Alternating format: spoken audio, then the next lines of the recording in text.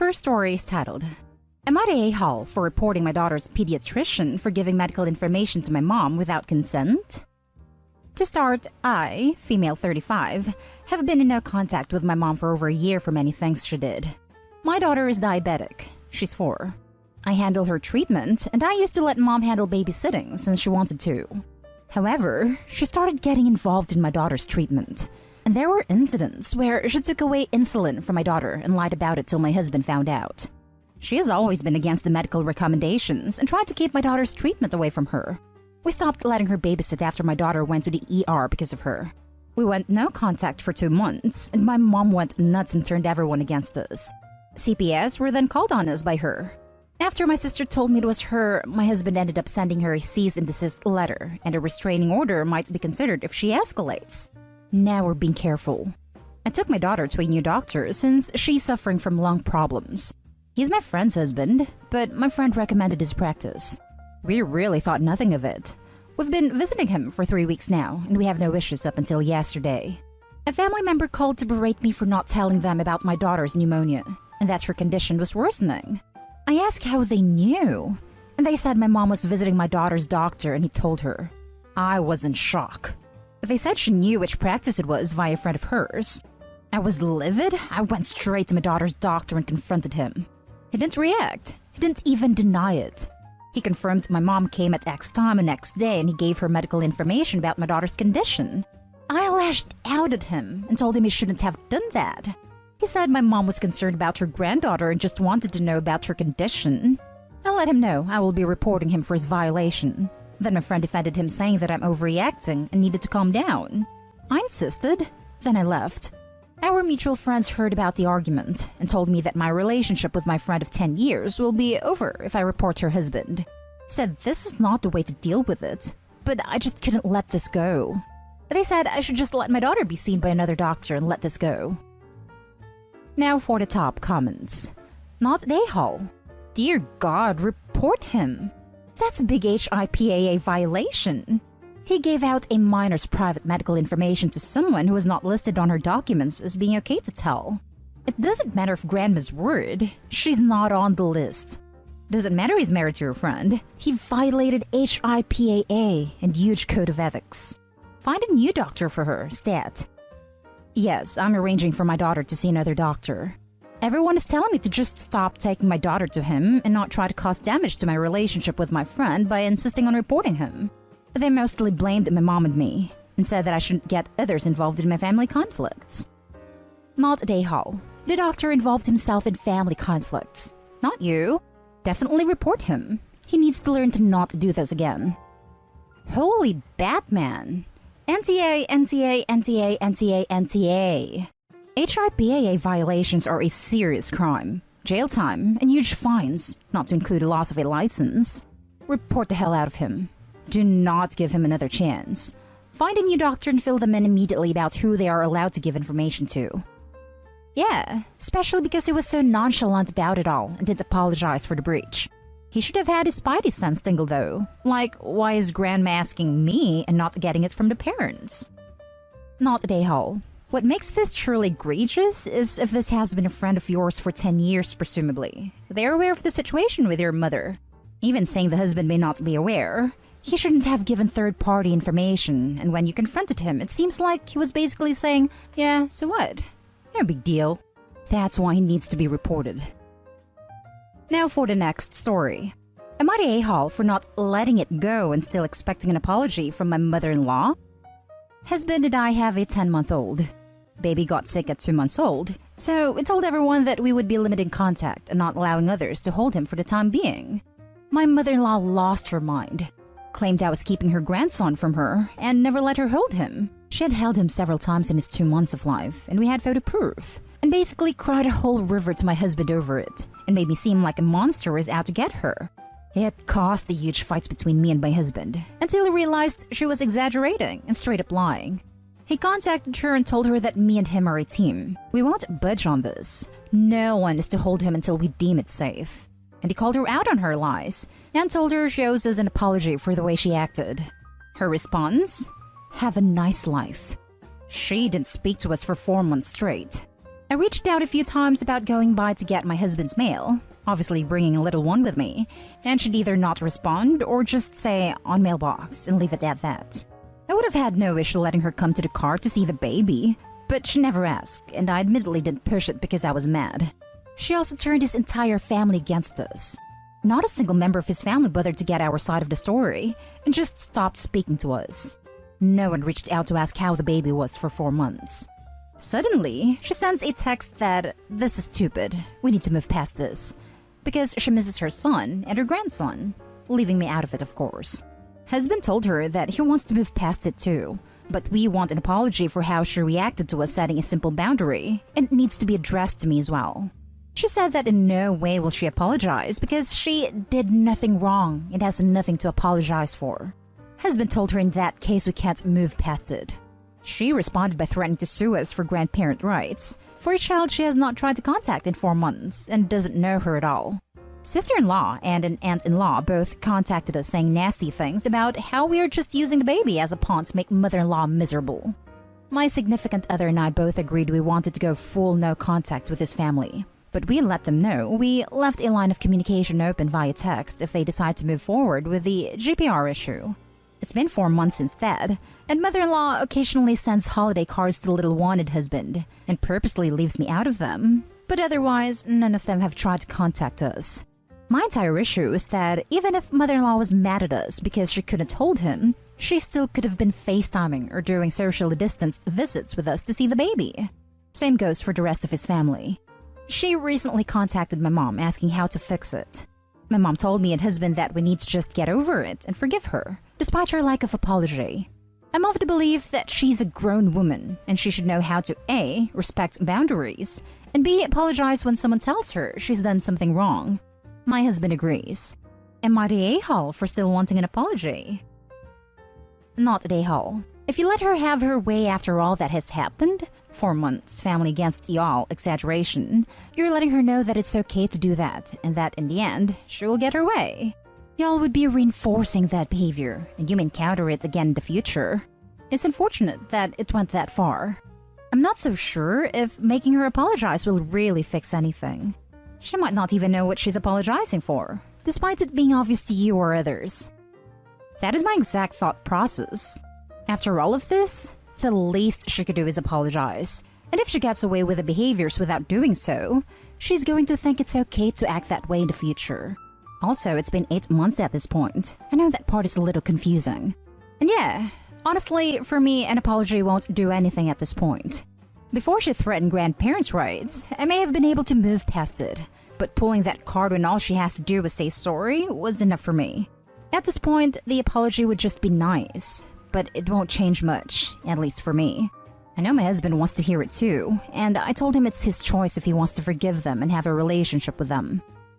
So for anyone who's saying you should just move past it, you should present a story of a child who has been throwing tantrums, crying and lying, threatening people when they don't get their way. Maybe list some other general examples of what she's done. Then ask them how they'd handle it. See what their answer is. See if they say the child should be disciplined in some way and expect an apology. You can respond that if a child is expected to act better and apologize, then why is it different when the same behavior is coming from mother-in-law? Not an a-hole. Firstly, it's great to read you and your husband are on the same page about this and are supporting each other. Secondly, what a ridiculous person your mother-in-law is. Your child was sick at an incredibly young age, and she not only made your reasonable request of limiting contact all about her, she turned the family against you and had everyone gang up on you. The fact no one even checked in with you about how the baby was doing shows they don't care and are petty, selfish people. You absolutely have the right to an apology.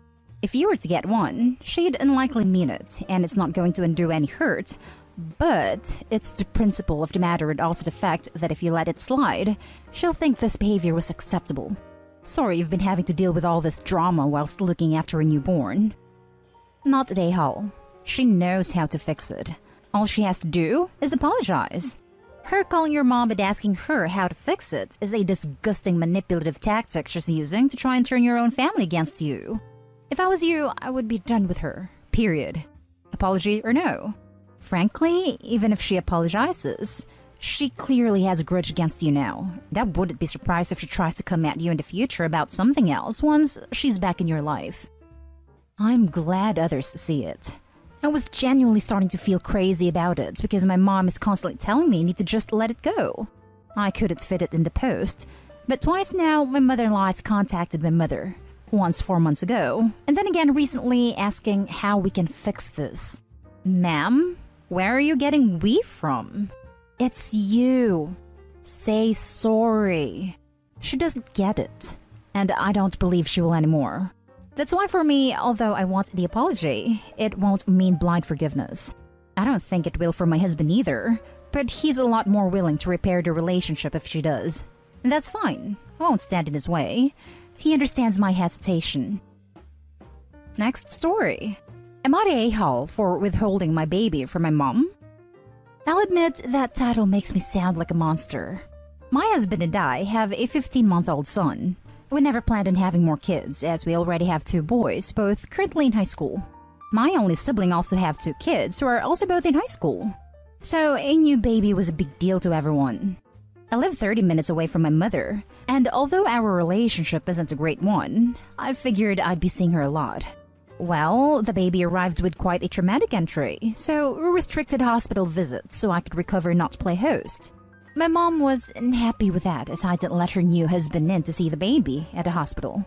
Honestly, zero desire for someone I didn't know very well to see me in an adult diaper and a sports bra and nothing else.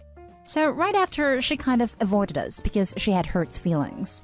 Then she was sick for a few weeks and couldn't see him. Then the pandemic started.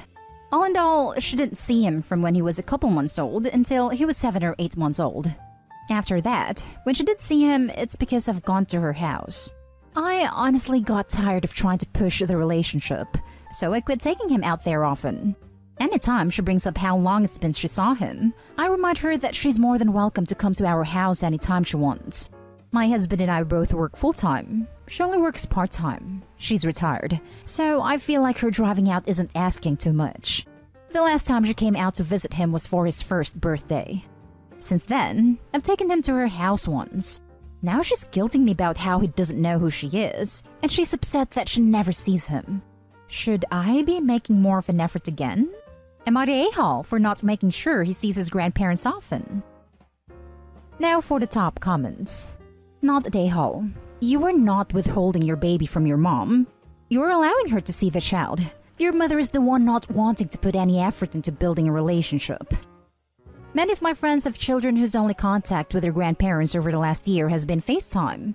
If she can't be bothered to come to you, maybe she can at least talk over the internet? Honestly, these days, people's feelings are so easily hurt. And those people don't realize that everyone has feelings. But some of us are adults about it. Not a-hole. You're not withholding your baby. She's choosing not to engage in playing the victim. Not a-hole. Complaining about a problem you can easily solve is your own fault. She's choosing not to visit. That's her decision. And she doesn't get to see your grandchild because she doesn't visit. That's her consequence. You have nothing to feel guilty about. Her choices are her own. Not a-hole. You have 3 kids and both of you work full-time. The 2 of you don't have the time, or the energy, to be providing on-demand visits of the baby. Relationships work both ways. She's perfectly capable of getting off her asinine posterior and coming to your house if she wants to see the baby. She's an adult and is perfectly capable of making an effort on her own part to get to know the baby. You and your husband are completely in the clear. Feel free to tell your mother to grow up and stop being so self-centered. Now for the last story. Am I the a-hole for telling my daughter that she needs to get a real job or move out? My daughter, 24 female, had to move back in with me and my wife 3 months ago. She used to live in her own apartment since she was 19, but unfortunate events caused her to terminate her lease. Anyways, she's studying at a close-by university and working on her thesis. She's also employed as an assistant, and they pay her on an hourly basis, so she has to document her hours. But they only give her salary at the end of each semester, which is basically a moderate lump sum. But the fact that she's not receiving a monthly income means that she's not able to pay me rent in due time. I get that she's still studying, and that she's my daughter, but I can't have a grown adult woman stay in my house rent-free. So the other day, I brought up the topic, and she said that she's trying her best, but that she's overwhelmed as is, juggling her assistant work and her studies. I was sort of annoyed at this, and told her that her assistant work isn't a real job, that her hours is lenient, and that she needs to get a real job to cover her monthly rent, or that she has to move out. She started crying, and said that it is a real job, and that the lump sum will be just enough to cover her rent and her student loan debt. But I'm still not eager to sit and wait for her on her rent. My wife overheard the conversation, and she's really upset with me now. She said that I'm insensitive. My wife is usually at home, and she said that she can tell my daughter is overwhelmed. Apparently, she's working till early hours in the morning and only been getting an average 4 to 5 hours of sleep since she moved in with us. She has to submit her thesis soon, which is a major deadline, a month from now. My wife said it's not like she's loafing or wasting her time doing nothing or playing video games. My wife also told me that my daughter's assistant work is a real job, and she often works extra hours. Sometimes she'll get called in for nonsensical reasons, but that she never heard my daughter complain about it, but that her exhaustion is quite obvious. Well, apparently it's not that obvious. If it was, why didn't I pick up on it? But my wife is ignoring me now, and I'm starting to wonder, am I the a-hole here? You're the a-hole. You didn't pick up on it because you are an insensitive a-hole who sees his daughter as a money source and not his child. And honestly, if you don't pull your head from that dark hole it's in, then you'll be lucky to even have a daughter or wife. My favorite response to date. Honestly, I'm 64, and my 99-year-old mother would frickin' be thrilled if there was any way she could help me out. And if it meant me moving in with her so she could see me more, I can't imagine anything making her happier. Unless OP is seriously in trouble financially, I can't even imagine acting like this as a parent. Yeah, you're the a-hole big time. I was expecting to read about some deadbeat daughter who can't be bothered to work or study at all. But it sounds like your daughter is doing her best, and her best seems pretty f***ing good. And you should be proud of her, not degrade her and her work. You should be ashamed of yourself. Unless that money's all that's keeping you from the homeless shelter, you should really shut your mouth about it. Oh, and exhaustion and burnout is pretty noticeable if you pay attention to someone at all. Especially someone you live with. Sounds like you need to really examine your attitude. You're the a-hole. A thesis by itself is a full-time job, and it sounds like her assistant work is full-time hours on top of that. She's likely working harder than you ever have. He posted and deleted a comment saying, "When I was her age, I was already out of the house and in a steady relationship, but I never went to university like her. She's definitely working harder than he did at her age.